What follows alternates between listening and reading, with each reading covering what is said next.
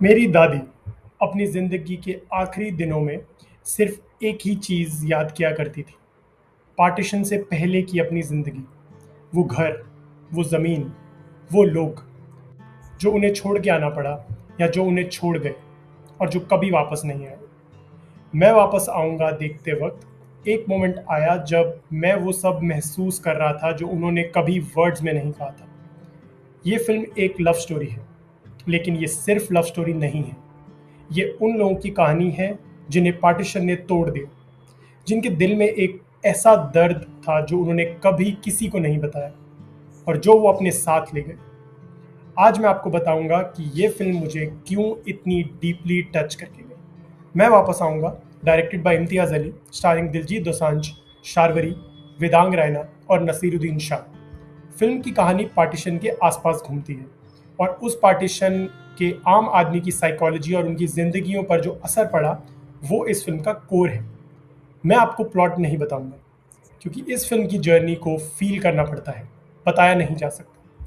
जो मैं बताऊंगा वो ये है कि ये फिल्म मुझ पर क्या असर करके गई और क्यों।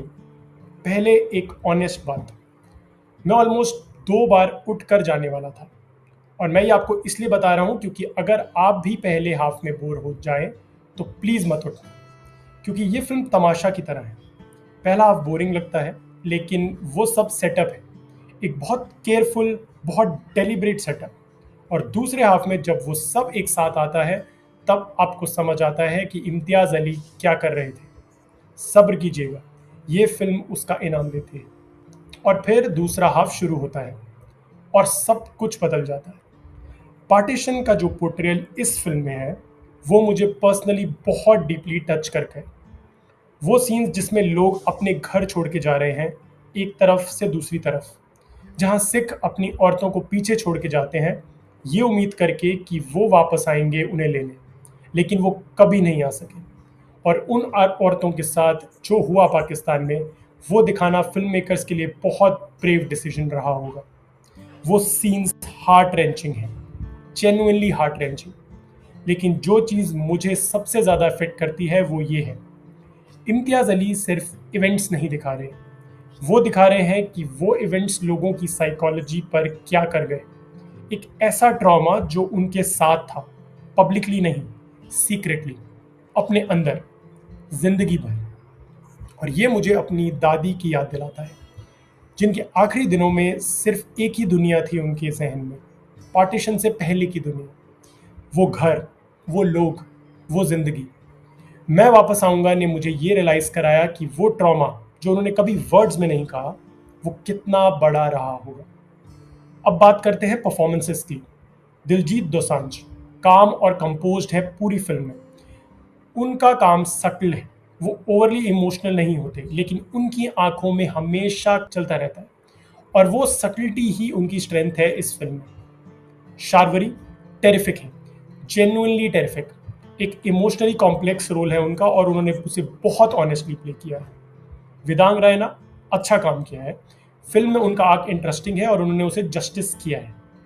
लेकिन इस फिल्म में एक आदमी है जो सबसे अलग ही लेवल पे खेल रहे थे, नसीरुद्दीन शाह। उनका कैरेक्टर एक ऐसा इंसान जिसने सब कुछ भुला दिया है, अपने घर का एड्रेस, अपने बच्चों के नाम, अपनी जिंदगी, लेकिन पार्टीशन का एक वादा, एक आधा छूटा हुआ वादा, वो उन्हें याद है, सीधा उनके दिल में छुपा हुआ।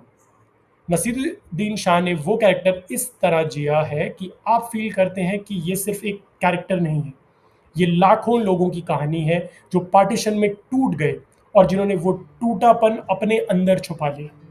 ये एक मास्टर क्लास परफॉर्मेंस है और मैं ये हफ्तों बाद भी नहीं भूलूंगा। और अब वो सवाल जिसके साथ मैंने अपनी पिछली वीडियो खत्म की थी, इस बार कौन सा इम्तियाज अली आया?